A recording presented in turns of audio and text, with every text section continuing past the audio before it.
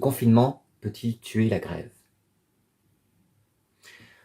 Dans cette période dure et triste, une joie ironique semble nous être laissée, celle de penser que la pandémie a stoppé net les réformes visant les retraites et le chômage, qu'elle a entraîné une brusque conscience de l'importance de la fonction publique et de la solidarité, comme de la dignité de métiers mal payés, qu'elle a fait chuter le taux de pollution atmosphérique et la pression humaine sur la biosphère. Bref, la pandémie aurait lancé au hasard un peu des signes de réussite dans un champ où les syndicats, les grèves, les manifestations pour la justice sociale et pour le climat, les contestations politiques auraient montré leurs limites. Mais un peu de lucidité dissipe bientôt la joie comme l'ironie. On se rend vite compte que la pandémie, comme ses effets sociaux, suit les voies déjà tracées par les inégalités et ne font que les renforcer. La maladie, le chômage, la pauvreté, l'exposition au virus, dû au déplacement, tout comme la souffrance du confinement, touchent ou concernent ceux qui étaient déjà les plus vulnérables. Les États étalent au grand jour leur faiblesse structurelle, leur impréparation aux crises, leur tendance à se replier sur eux-mêmes, à fermer leurs frontières. Le seul manque de masques a suffi pour révéler leur concurrence sordide, non seulement entre eux, mais aussi avec les collectivités locales. Le manque de tests servira de rappel, et si un jour un vaccin existe, on en sera au 3e rappel dès la première injection. Les entreprises sont mises en danger ou favorisées par un marché que l'urgence sanitaire a rendu totalement arbitraire. Déjà, les pressions sont immenses de la part des grands acteurs privés pour diminuer les normes du travail comme de l'équilibre écologique, afin de favoriser la reprise économique, qui dissipera rapidement dans l'atmosphère les stocks de pétrole accumulés pendant la crise. Tout porte ici à croire qu'on ne change pas un vaste système d'organisation ou même de désorganisation du monde en le bloquant. Et cela est d'autant plus vrai que ce système ne fonctionne que par une chute en avant, consistant à investir en permanence sur l'avenir pour compenser ces dysfonctionnements présents.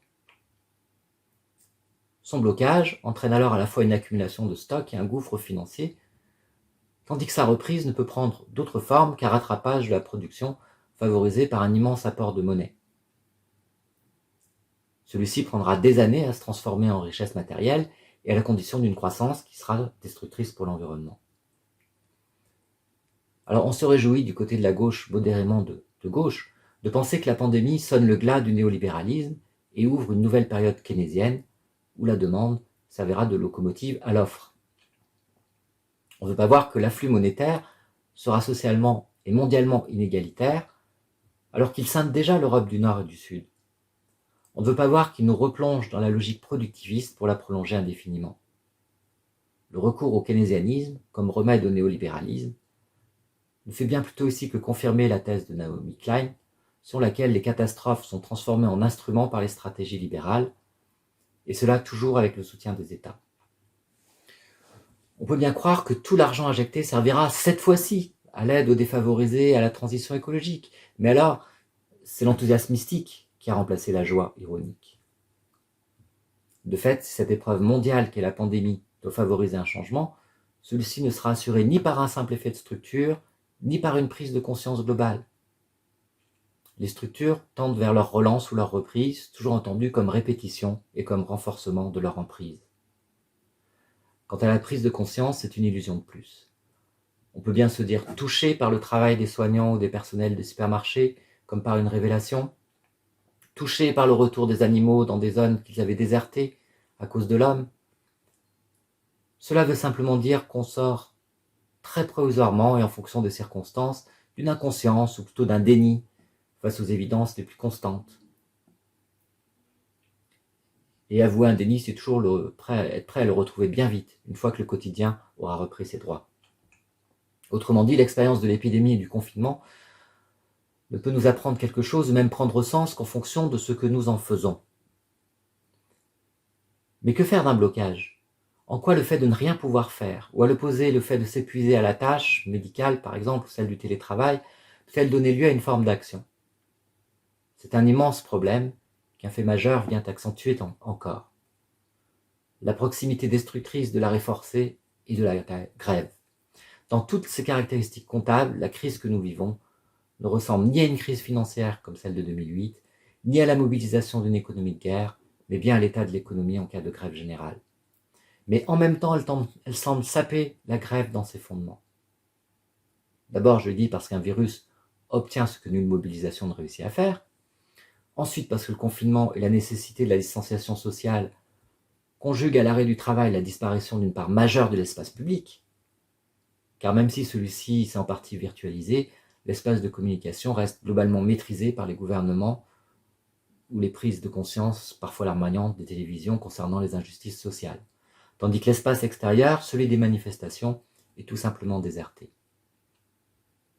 Enfin, parce qu'on assiste à rien d'autre qu'à cette montée en force de l'idée keynésienne selon laquelle on sort des grèves non par une politique d'austérité, mais par une subvention publique de la demande.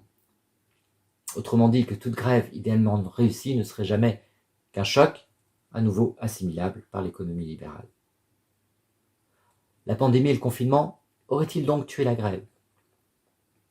Dans l'urgence de la reprise, dans cette autre phase d'une prétendue guerre où les États et les entreprises se consacreront à refaire partir la machine, également pour sauver les emplois, transformer en richesse matérielle l'afflux monétaire, rééquilibrer les comptes privés et publics. Pourra-t-on simplement imaginer de faire grève ?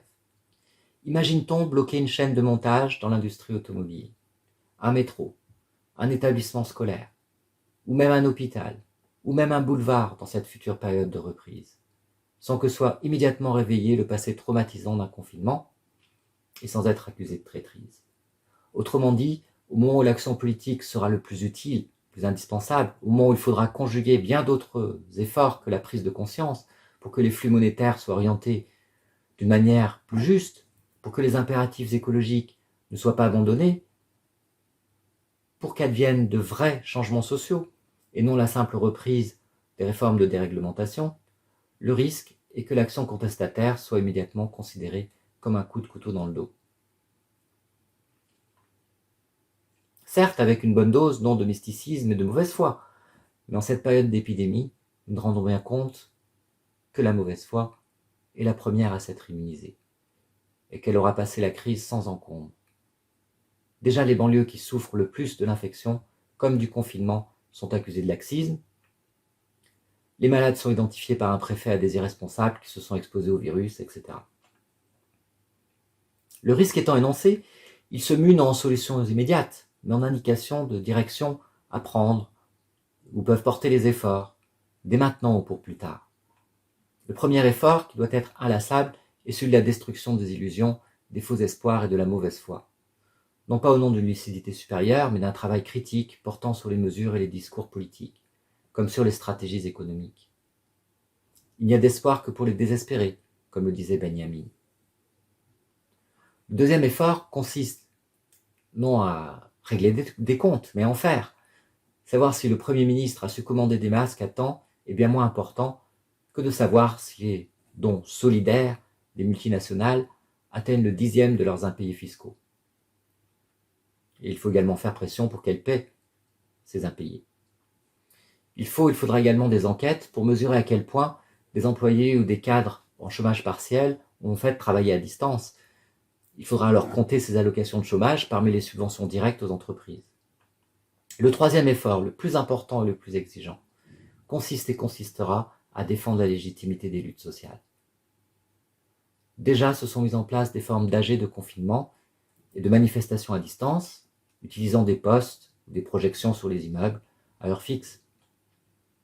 Des professionnels en télétravail font grève, des professionnels maintenus en poste. Efforts critiques et efforts contestataires se rejoignent sur le net avec des pages comme Cerveau non disponible ou Art en grève Paris banlieue. Ce blocage subi, imposé à juste titre pour des raisons médicales et renforcé d'une manière contestable par des dispositifs de contrôle et de surveillance, dont les premières victimes sont les jeunes des banlieues et les sans-papiers, ne doit et ne peut ni détruire les contestations, ni vider de leur sens tous les blocages. À l'inverse, le confinement peut puiser son sens en eux. L'arrêt crée toujours non seulement la nécessité d'une reprise, mais aussi la virtualité d'une bifurcation vers plus de justice et de rationalité. C'est déjà face à l'absurdité des politiques d'austérité misant sur l'appauvrissement des travailleurs pour terminer les grèves que Keynes a élaboré sa théorie de la demande. Et lui-même pensait qu'une théorie monétaire n'a d'effet positif que si elle s'accompagne d'un compromis entre les différents acteurs sociaux. La monnaie ne fait pas l'économie toute seule. Mais l'arrêt ne doit pas seulement renforcer des possibilités connues, y compris dans leurs limites. Il doit permettre d'en inventer d'autres. Mettant entre parenthèses les projets et les finalités immédiates, il ouvre sur l'imprévisible, un imprévisible qui se crée par l'action et la manifestation politique. Alors que le corps médical et d'autres professions sont mobilisés massivement par la pandémie, les confinés n'ont pas seulement pour destin ou pour mérite de suivre sagement les consignes de l'État, il leur revient de se préparer à refuser de revivre comme avant, et à tout faire pour que l'on puisse, dans une pensée écologique déjà élaborée, pour passer à un autre mode de vie que celui de la consommation, ce concept clé du keynésianisme, ce concept dépassé de consommation. La vie au-delà de la consommation, la vie à laquelle tout le monde a droit, c'est elle que le confinement et l'activité du corps médical nous ont apprise, c'est elle qu'il faut continuer tout en la réinventant. J'avais cité Benjamin, il n'y a d'espoir que pour les désespérés. C'est bien le même qui nous dit que l'historien, je le cite, ne saurait renoncer au concept d'un présent qui n'est point passage, mais arrêt et blocage du temps. La pensée, dit-il encore, n'est pas seulement faite du mouvement des idées, mais aussi de leur blocage. Lorsque la pensée s'immobilise soudain dans une constellation saturée de tensions, elle communique à cette dernière un choc qui la cristallise en monade. Ce choc de la pensée, ce traumatisme de l'événement, est ainsi une inépuisable source de sens, à condition de ne pas confondre avec une simple répétition du passé ce qui doit être une reprise, une réinvention de l'avenir.